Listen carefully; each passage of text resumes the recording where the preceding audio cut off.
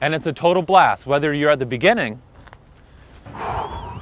or whether you're at the end of the race. And it's gone from simple buildings like Towns Religion Hall to the brand new medical building on top of the mountain. If you're wondering, how can I help with this fundraiser? Well, it's easy as finding some old clothes that you don't want anymore and dropping them in the box that's closest to you.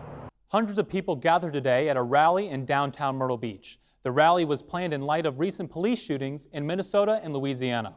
We've all been there, working tirelessly throughout the day until we hit that dreaded 2 p.m. slump. And all we want is our favorite cup of coffee. They talked about multiple things, including school accreditation, all the way to the recognition of School Board Appreciation Month. While Vincent's played baseball his entire life, it's what happened to him freshman year that truly changed his mindset on the game.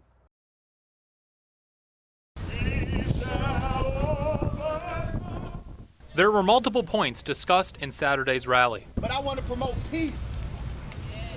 I want to promote unity.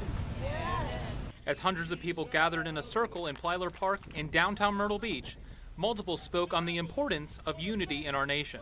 I've been debating with friends about the whole Black Lives Matter versus All Lives Matter difference. And I really come to the conclusion we're all in this together. It's not a racial thing. This rally was put on as a reminder for those lost in the shootings in recent years. As more people spoke, there was times of prayer and singing.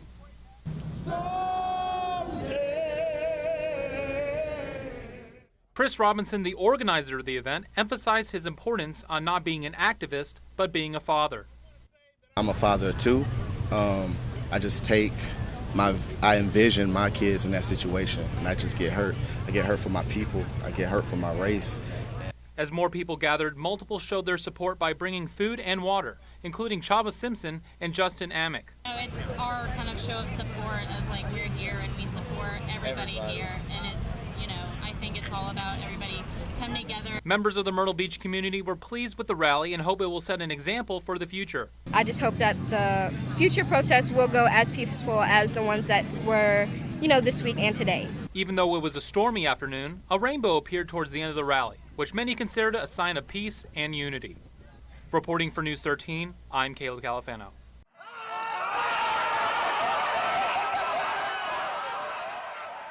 When it's college for a weekend, there are multiple sports happening around campus. And Liberty Men's Lacrosse looked to deliver with a high-action scrimmage last Friday.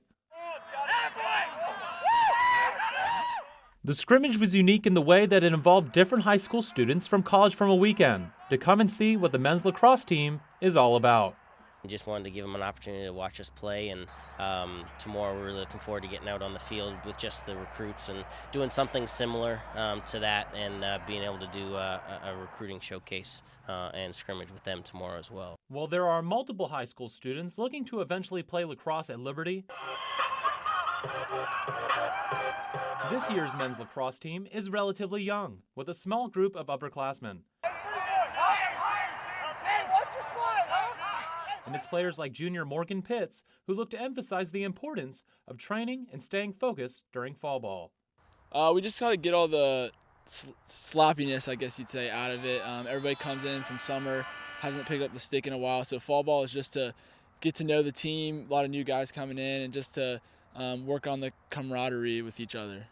Morgan plays midfield for lacrosse, but it's what he does off the field that truly impacts his teammates. Me being a first-year lacrosse player for LU, it was nice to have him to show me the ropes, and it was really nice of him. He's a good friend, good leader, good teammate. And that's the upperclassman leadership that Coach McQuillan is looking for this year.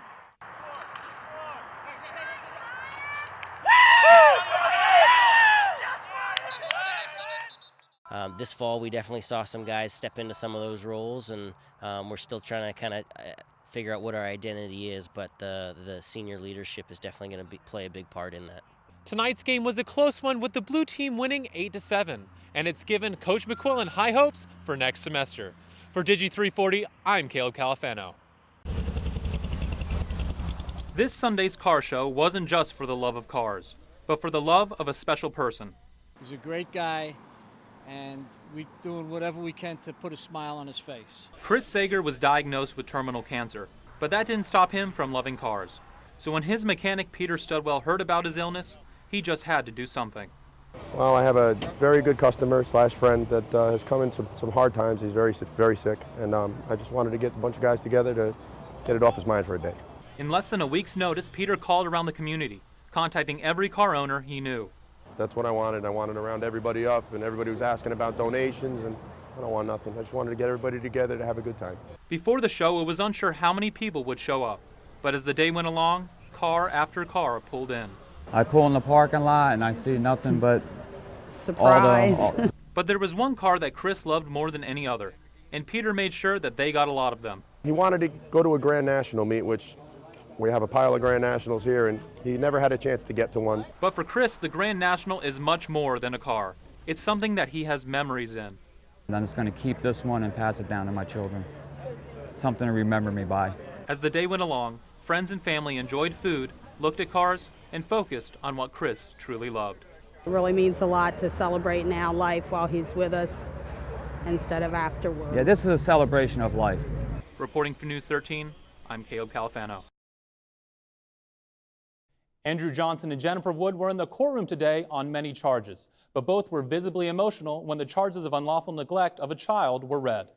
Throughout the hearing, Johnson sat with his head down and his hands clasped. Wood was across the room from him and was shaking. When the judge asked if Johnson and Wood had anything to say to the court, they both talked about the 4-month-old baby girl that was found dead.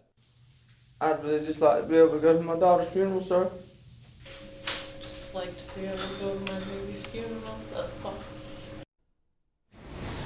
Johnson and Wood have other charges on top of unlawful neglect of a child. Johnson was initially arrested on drug and weapon charges when Horry County detectives responded to a home in Aner where the baby was found dead. Wood is also charged with possession of crack cocaine. This all started when paramedics responded to a 911 call on Thursday night of a child not breathing. Police arrived at the home on Nichols Highway and found the baby girl in a car seat on the couch. The police report said EMS personnel determined the child was already dead.